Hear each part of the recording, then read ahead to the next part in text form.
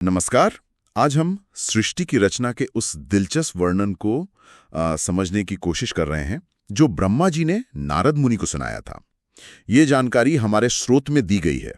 देखेंगे कि कैसे बहुत ही सूक्ष्म मतलब अनदेखे तत्वों से ये पूरी दुनिया बनी और कैसे देवता, ऋषि, मनुष्य ये सब कहानी में आए।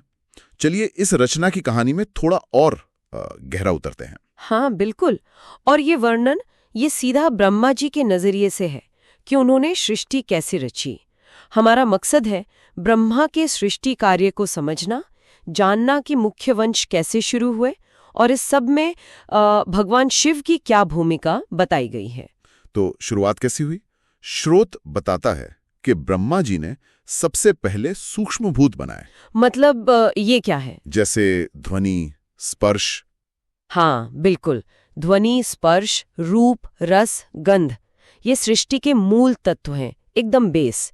इनको मिलाकर फिर उन्होंने स्थूल चीजें बनाई। स्थूल चीजें जैसे आकाश, वायु, अग्नि, जल, पृथ्वी, फिर पहाड़, समुद्र, पेड़ पौधे और यहाँ तक कि समय भी, मतलब कला से लेकर युग तक। हाँ। पर कहते हैं कि उन्हें संतुष्टि नहीं मिली इससे। हाँ, ये बात थोड़ी अजीब लगती है ना। इतनी बड़ी रचना कर दी फिर भी संतुष्ट नहीं है। देखिए, ये असंतोष ही शायद जरूरी था। ये दिखाता है कि रचना एक प्रक्रिया है, परत दर परत, सूक्ष्म से स्थूल की ओर। शायद उन्हें लगा कि सिर्फ भौतिक रचना काफी नहीं है। शायद उसमें जीवन चेतना की कमी महसूस हुई। और यही असंतोष आगे की ओर विशेष रचनाओं का कारण बना, ऐसा लगता है। अच्छा, तो इसके बाद क्या किया उन्होंने? फिर उन्होंने शिवजी का ध्यान किया और उसके बाद मानस पुत्रों की सृष्टि की। मतलब अपने मन या संकल्प शक्ति से पुत्र उत्पन्न किए। मानस पुत्र। हाँ, इनमें कई बड़े नाम हैं। मरीचि, अत्रि, भृगु, वशिष्ठ, नारद भी। हाँ, नारद भी। और इनके जन्म का तरीका भी अलग अलग बताया गया है। कोई नेत्रों से, कोई हृदय से, कोई प्राणवायु से। इसका क्या मतलब हो सकता है? ये सिंबॉलिक है? हाँ, बहुत संभव है। इन ऋषियों का जन्म ब्रह्मा के अलग अलग अंगों या संकल्पों से होना, शायद उनके खास गुणों या सृष्टि में उनकी जो भूमिका थी उसका प्रतीक है। जैसे हृदय से जन्मे भृगु शायद ज्ञान और तप की गहराई दिखाते हैं। ये दिखाता है कि रचना सिर्फ शारीरिक नहीं बल्कि मानसिक और आध्यात्मिक स्तर पर भी हो रही थी। ठीक है। और फिर कहानी में एक बड़ा मोड़ आता है ना? ब्रह्मा ने अपने शरीर के 2 हिस्से कर दिए। हाँ, ये बहुत महत्वपूर्ण पड़ाव है। एक पुरुष और एक स्त्री। पुरुष रूप बने स्वयंभू मनु और स्त्री रूप शत्रुरूपा। और उनके विवाह से मैथुनी सृष्टि शुरू हुई, मतलब संतान पैदा करने की प्रक्रिया जैसी हम आज जानते हैं। बिल्कुल। यहीं से मानसिक रचना से आप कह सकते हैं जैविक रचना की तरफ शिफ्ट हुआ और स्वयंभू मनु और शत्रुरूपा को ही मानव जाति का आदि पुरुष और आदि माता माना जाता है।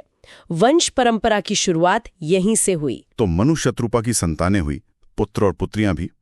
उनकी एक पुत्री थी प्रसूति, जिनका विवाह दक्ष प्रजापति से हुआ। हाँ, दक्ष प्रजापति। और दक्ष की कई कन्याएं हुईं।